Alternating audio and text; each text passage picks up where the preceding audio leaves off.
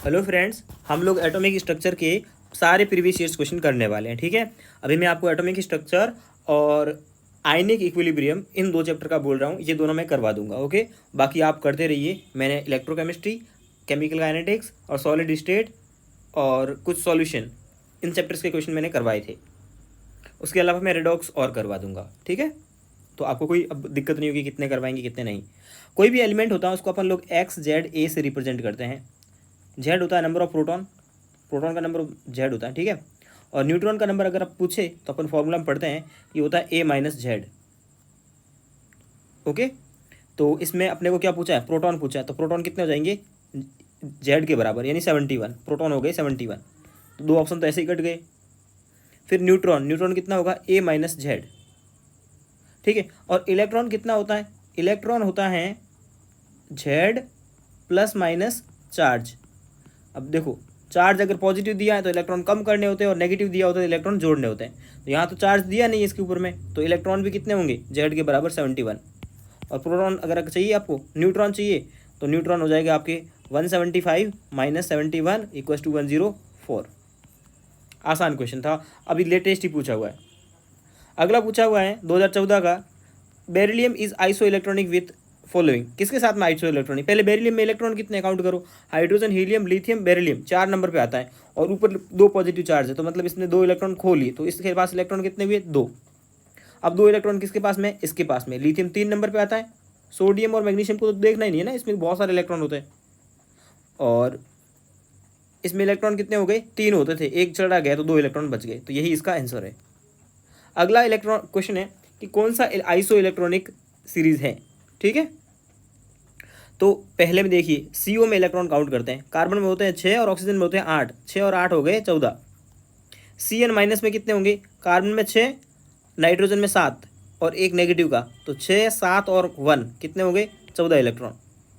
और इसमें कितने होंगे, देखिए नाइट्रोजन में 7, ऑक्सीजन में 8, 15, 15 और एक पॉजिटिव लगा, मतलब एक इलेक्ट्रॉन कम हो गया 14।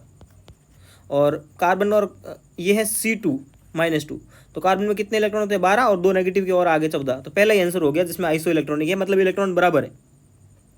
CO के बराबर आइसो इलेक्ट्रॉनिक कौन सा है, तो CO के बराबर तो अभी इसी क्वेश्चन में देखे थे, CN माइनस है, यही देखे थे ना दोनों में। CO में भी 14 इलेक्ट्रॉन है और इसमें भी 14 इलेक्ट्रॉन है, टोटल नंबर ऑफ इलेक्ट्रॉन तो काउंट करना है। Not iso electronic with O-2। O-2 में कितने इलेक्ट्रॉन होते हैं, ऑक्सीजन के पास 8 होते हैं, 2 नेगेटिव के और आगे 10 इलेक्ट्रॉन, तो 10 इलेक्ट्रॉन किस में नहीं है। सोडियम का 11 होता है, 11 और एक पॉजिटिव लगा तो एक कम हो गया 10 इलेक्ट्रॉन। फ्लोरीन 9 नंबर होता है, एक नेगेटिव 10 इलेक्ट्रॉन। नाइट्रोजन 7 होता है, एक इलेक्ट्रॉन नेगेटिव, लेकिन ये सीधा ही लगा सकते थे क्योंकि ये टेलुरियम ये बहुत नीचे आता है TL। ठीक है, और बोरॉन फैमिली का, तो यही आंसर है, इसमें आइसो इलेक्ट्रॉनिक यही नहीं हो सकता। विजिबल रीजन में कौन सी सीरीज होगी, विजिबल में। ठीक है, तो ये NCERT में दिया हुआ है, 2019 में आया हुआ क्वेश्चन है। इसमें कौन सा था, लाइमन, बामर, पासन, ब्रेकट और फंड, यही होता ना।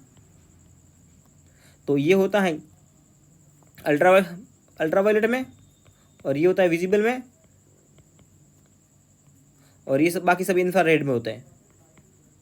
ये NCERT का ही है सब कुछ, अभी तक कोई भी क्वेश्चन आउट ऑफ NCERT नहीं था, इंफ्रारेड में था। तो विजिबल में कौन होता है, बामर होता है। ठीक है, तो विजिबल का आंसर क्या चला जाएगा, सीधा सिंपल सा बामर चला जाएगा इसका आंसर।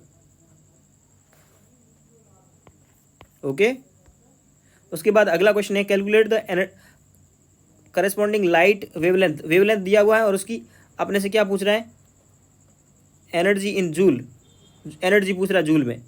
तो आपको पता ही है E = SC/λ होता है, और SC का वैल्यू अपन याद रखते हैं, या तो आप, हाँ सिंपल है अपनी ऐसे, क्योंकि जूल में है ना इसलिए MKS में ही कैलकुलेट करना है।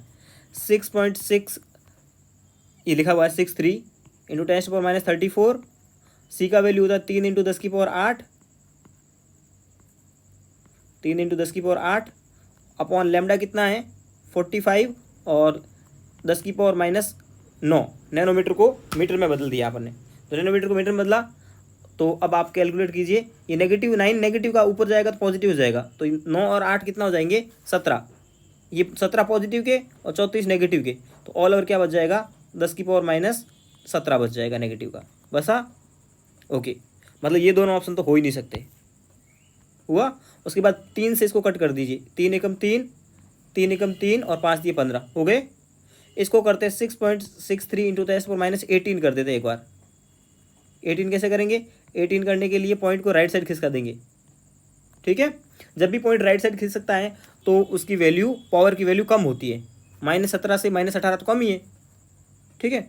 तो अपॉन 15, अब 15 से डिवाइड करेंगे तो कितनी बार जाएगा? 4 बार जाएगा। 60 होता है, 15 से 60 होता है, 4 इंटू 10⁻18। कैलकुलेशन ज़्यादा हार्ड नहीं होती है। हाँ, 45 क्वेश्चन में से 3 क्वेश्चन की कैलकुलेशन तो बहुत हार्ड होती है, वो तो श्योर आनी है, बाकी ईजिली आ जाती है राउंड फिगर करने से ही। अगला बोलता है the value of Planck constant दे दी अपने को, लाइट की स्पीड दे दी है नैनोमीटर पर सेकेंड में, वही है सी का वैल्यू दिया 3 इंटू 10⁸ मीटर पर सेकेंड में। विच है value of constant wavelength in nanometer of frequency is इतना। वेवलेंथ पूछ रहा है तो एक फॉर्मूला होता है c equal to nu lambda, आपको पता हो तो यहाँ से न्यू इक्वल टू क्या हो जाएगा? C by lambda. सी कितना है? 3 इंटू 10⁻8 है, +8। लेमडा कितना दिया आपने को? सॉरी, लेमडा पूछ रहा है और फ्रीक्वेंसी अपने को दी हुई है, तो लेमडा बराबर हो जाएगा C by nu. 3 into 10⁸ upon frequency कितनी दी है? 6 इंटू 10⁻15। देखो कितना हो जाएगा? 1/2। 1/2 को 0.5 ले सकते हैं, और ये कितना बचेगा? 7। ऊपर आते ही नेगेटिव हो जाएगा 10⁻−7, ठीक है। तो अब इसको अगर अपने को 10⁻−9 में करना है तो 50 इंटू 10⁻−9 हो जाएगा, और -9 को क्या लिख देंगे? नैनोमीटर लिख देंगे। तो आंसर कितना जाएगा? 50 नैनोमीटर। सिंपल, आसान था, फॉर्मूला बेस्ड क्वेश्चन, कोई ज़्यादा हार्ड नहीं था, आसान था। अगला question, law of biophotochemical equivalent the energy absorbed, energy पूछा अपने से। देखो एनर्जी जो एब्जॉर्ब्ड है वो अपने से पूछी है। सिंपल, अपने पास एनर्जी क्या होती है? ई इक्वल टू होता है SC बाई लेमडा होता है। ये एक फोटोन का होता है। अगर n फोटोन दिए अपने को, अगर Na फोटोन दिए तो उसको Na से मल्टीप्लाई कर दो, और लेमडा तो अपने को दिया नहीं है, तो H की वैल्यू कितनी? 6.6 इंटू 10⁻34। लेकिन अर्ग पर मोल में कैलकुलेट करना है, तो अपने को जो H की वैल्यू दी है ना क्वेश्चन में, वही काम में लेनी है। 27 इंटू सी की वैल्यू 3 इंटू 10⁻10, यही काम में लेनी है, ठीक है। और Na की वैल्यू भी रख दीजिए 6 इंटू 10⁻23, उसको मैं आगे रख देना, कोई फर्क नहीं पड़ेगा। 6 इंटू 10⁻23 अपॉन लेमडा। इसको सॉल्व करेंगे तो कितना हो जाएगा? 6 इंटू 6 36 हो जाएगा, यार इसको 7 मान लेंगे तो 7 से 42 हो जाएगा। 42 को 3 से मल्टीप्लाई कर दोगे तो 3 दूनी 6, 4 तिया 12, 126। तो 126 हुआ इंटू 10 की पावर, ये देखिए ये हो गया 33, जुड़ गए 33 हो गया। 33 में 27 कम कर दीजिए, कितने बच गए?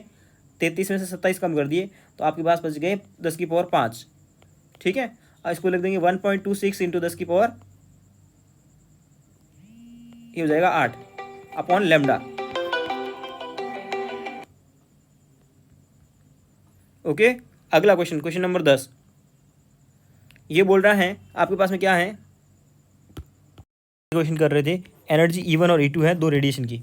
यहाँ मैं पेन चेंज कर लेता हूँ। दो रेडिएशन है, एक ये रेडिएशन आ रहा है, इसकी एनर्जी E1 है, और एक ये रेडिएशन आ रहा है, इसकी एनर्जी E2 है। कोई दिक्कत नहीं है।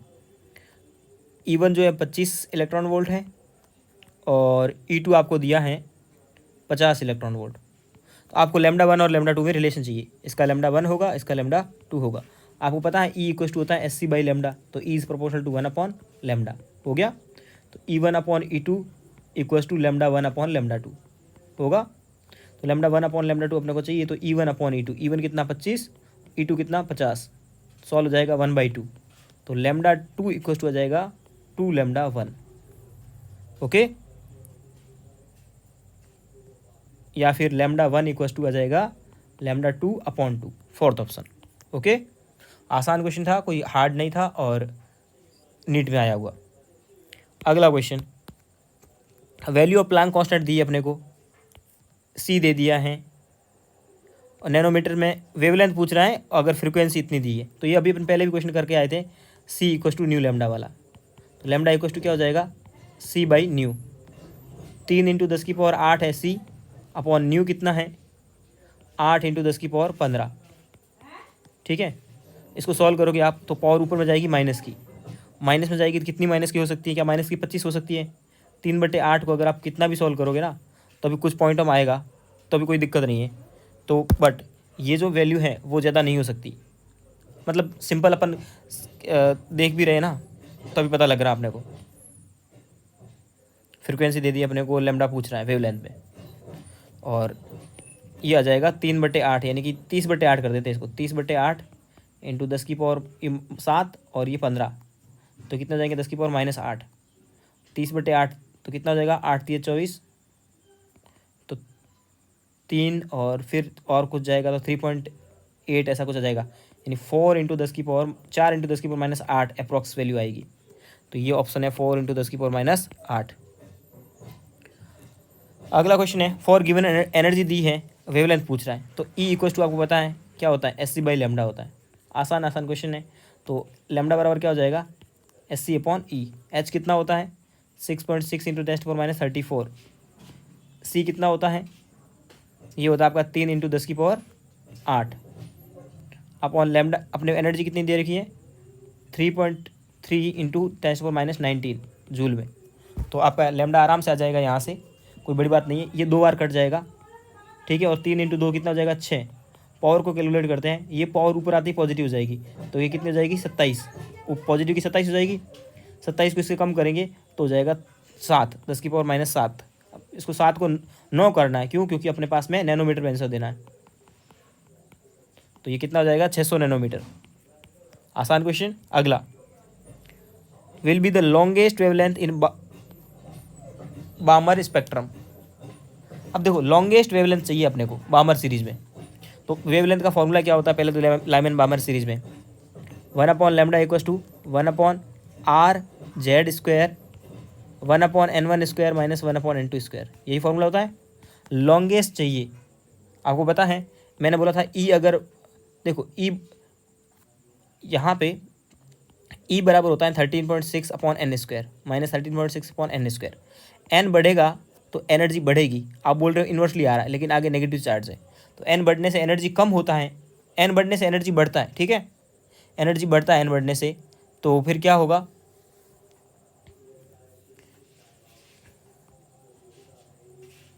बढ़ने से बढ़ता है, तो एन के घटने से लैम्डा बढ़ेगा।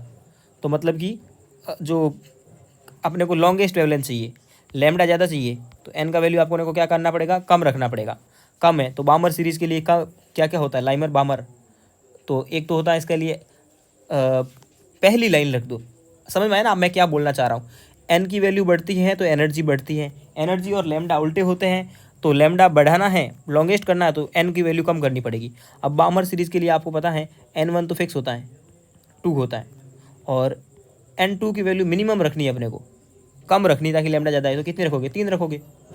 तो 1/λ = r, जेड की वैल्यू तो 1 हो जाएगी, 1/2 का स्क्वायर माइनस 1/3 का स्क्वायर हो जाएगा, तो कितना हो जाएगा r, और 2 का स्क्वायर कितना होगा 4, 3 का स्क्वायर 9, ये 9 - 4 कितना हो जाएगा 5। तो ऑल ओवर लैम्डा कितना आ जाएगा, 4×9 = 36/5 r। अब ये ना 1/r है, 1/r की वैल्यू अपने को पता है 36 × 5 912 होती है।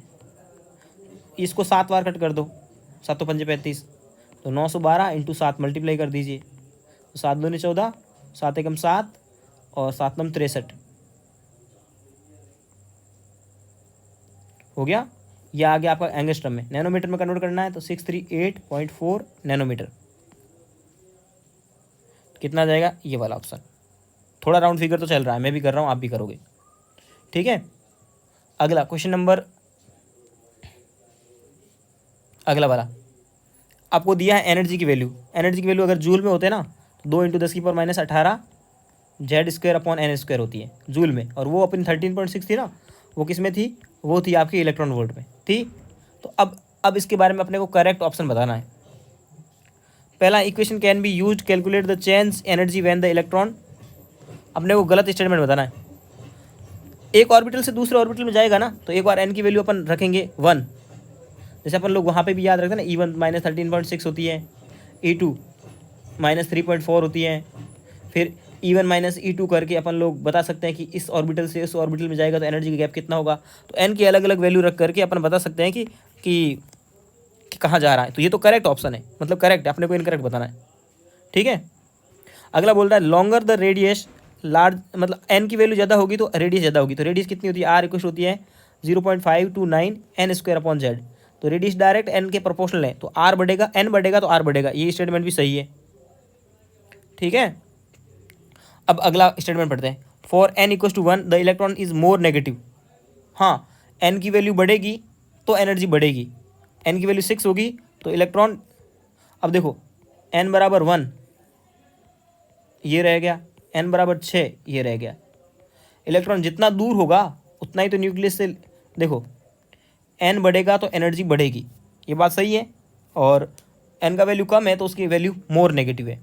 जैसे जैसे एन का वैल्यू बढ़ता जाएगा, इसका मतलब क्या, आप न्यूक्लियस से दूर जा रहे हो तो वो क्या होगा, विच मीन्स पहला for n electron has more negative energy, ठीक है, then n equal to 6, which mean the electron is more loosely bounded in the smallest allowed.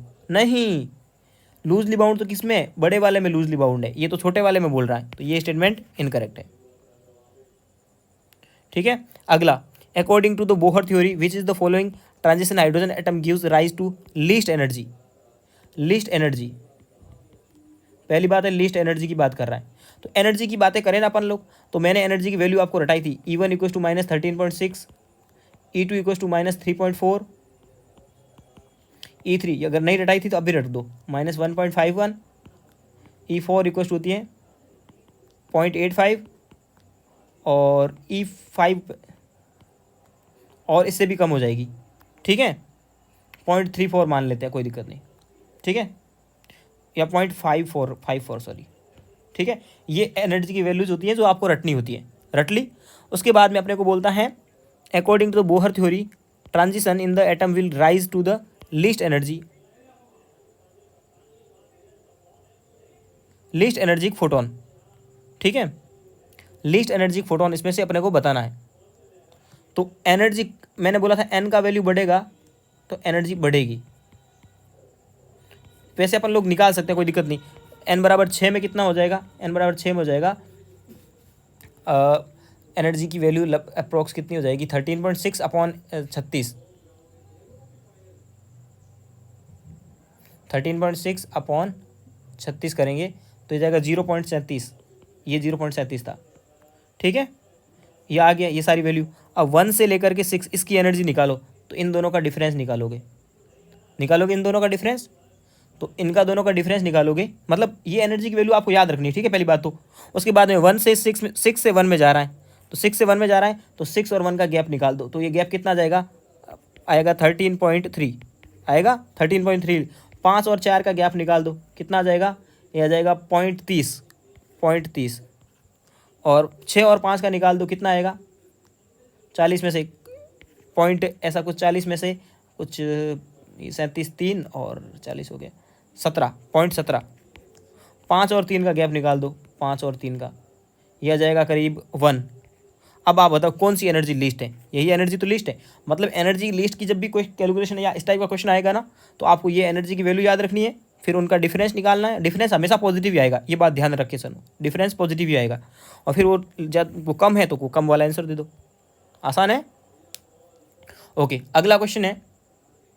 अब की बार अपने को है ना एनर्जी निकालनी, बोहर के सेकेंड ऑर्बिटल की एनर्जी दे दी है। Hence the energy of fourth orbit कौन सी होगी, आपको पता है E is proportional to 1/n² था, तो E1/E2 क्या हो जाएगा, N2/N1 का होल स्क्वायर, होगा कि नहीं होगा, उल्टा रिलेशन है, जब भी ऐसे होता है ऐसे ही लिखते हैं अपन लोग। E1 अपने को दे दिया 328 दिया है, उसका N1 कितना दिया है, ऑर्बिट सेकेंड ऑर्बिट मतलब 2, उसके बाद N2 कितना दिया है, फोर्थ ऑर्बिट का पूछ रहा है, और ये एनर्जी अपने को पता नहीं है। सॉल्व कर दो इसको, 4/2, ये कितना हो जाएगा, 2 का स्क्वायर 4, 4 इसकी डिवाइड में जाएगा, तो E इक्वल हो जाएगा -328/4, कितना हो जाएगा, 8 चौक 32 और 4 दूनी 8, -82। ठीक है, चलो अगला क्वेश्चन है। 4 से 1 में जा रहा है, ठीक है, तो उसकी अपने को क्या निकालनी है, फ्रिक्वेंसी निकालनी है। तो 4 से 1 में जा रहा है, ये देखो, ये ऊपर जो डाटा लिखे थे, 4 से 1 में, जा रहा है, तो एनर्जी कितनी हो जाएगी, या तो आप इस फॉर्मूले से निकाल सकते हो आसानी से, लेकिन इसमें आंसर आएगा इलेक्ट्रॉन वोल्ट में, तो कोई दिक्कत नहीं, उससे लैम्डा निकाल देंगे और लैम्डा से अपन लोग निकाल देंगे, ठीक है। तो 4 से 1 में जा रहा है, मैं पेन चेंज कर लेता हूँ एक बार, 4 से 1 में जा रहा है, E4 माइनस E2, सॉरी 1 है ना, तो कितना आ जाएगा डिफरेंस इसका निकाल दो, और 13.6 में से ये 0.85 चला जाएगा, तो 12 पॉइंट कुछ बचेगा, 12 पॉइंट ये 6 गया, और कितना बच गया 25, 12.75, इतनी एनर्जी बची कि नहीं बची इलेक्ट्रॉन वोल्ट में, मैंने इसका और इसका डिफरेंस निकाल दिया, एनर्जी बची। अब E इक्वल टू होता है SC बाई लेमडा, होता है लेमडा होता है, तो लेमडा बराबर क्या हो जाएगा SC अपॉन E। अब इसमें अपन लोग लिखते हैं 1 2 का 400, अगर आपको याद हो तो, इलेक्ट्रॉन वोल्ट में एनर्जी लानी हो तो लेमडा कितना आ जाएगा 1 2 का 400 अपॉन ये 12.75, तो यहाँ से आ जाएगा लेमडा आपका, इसको आप 12.4 ही लिख दो, कोई दिक्कत नहीं है, 12.75 को 4 ही लिख दो, तो कितनी बार चला जाएगा ये, आसानी से 12 से 12 कट जाएगा, 100 बच जाएगा, तो लेमडा कितना आ गया 100 एंगस्ट्रॉम आ गया, यानी कि 100 इंटू 10 की पावर माइनस 10, यानी कि 10 की पावर माइनस 8, ये क्या आ गया लेमडा आ गया, लेमडा आ गया। अब सी इक्वल टू होता है न्यू लेमडा, तो न्यू इक्वल टू क्या हो जाएगा सी बाई लेमडा, सी कितना होता है 3 इंटू 10 की पावर 8, बट लेमडा कितना है 10 की पावर माइनस 8, तो 8 और 8 ऊपर जाएगा तो कितना हो जाएगा 16 अप्रॉक्स, मैंने कहीं मिस्टेक कर दी होगी कैलकुलेशन में, और कोई दिक्कत नहीं है, वहाँ हल्की सी यहाँ मिस्टेक करी थी मैंने, तो वहाँ उसकी वजह से हो रहा है, बाकी 3 इंटू 10 की पावर, ये जो आंसर है यही आपका एकदम परफेक्ट आंसर है, 3 इंटू 10 की पावर 15 होगा, यहाँ 7 रहा होगा, और ये 7 और 8 15 हो गए, ठीक है। ज़्यादा हार्ड क्वेश्चन नहीं है, आसान है, एनर्जी की वैल्यूज याद है ना, तो ये ऐसे क्वेश्चन बहुत आसान हो जाते हैं, बस कैलकुलेशन का थोड़ा याद रखना है।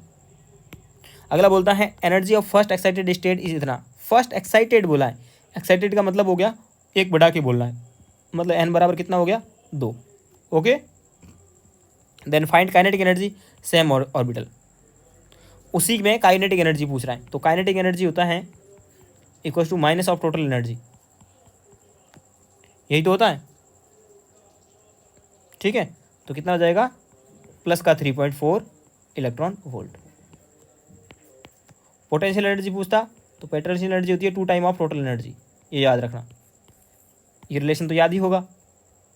अगला बोलता है who modified Bohr's theory, Bohr's की थ्योरी को अभी अपने सिलेबस में नहीं है, लेकिन सोमरफोल्ड का एक प्रिंसिपल आता है, बोहर ने ऑर्बिटल को राउंड माना था, गोल गोल माना था, लेकिन सोमरफोल्ड ने इसको ओवल शेप में माना है और इसने मॉडिफाइड किया था। बोलता है रेडियस हाइड्रोजन एटम के लिए इतना होता है, तो बोला the radius for first excited state n बराबर 2 में कितना होगा, तो रेडियस का फॉर्मूला होता है r बराबर 0.53 into n square upon z, z तो हाइड्रोजन है तो 1 रख देंगे, n का वैल्यू 2 रखना है, तो 4 हो जाएगा, 4 इंटू 5 20, मतलब कि 2.12 एंगस्ट्रॉम। आसान क्वेश्चन है सारे, फॉर्मूला बेस्ड सिंपली।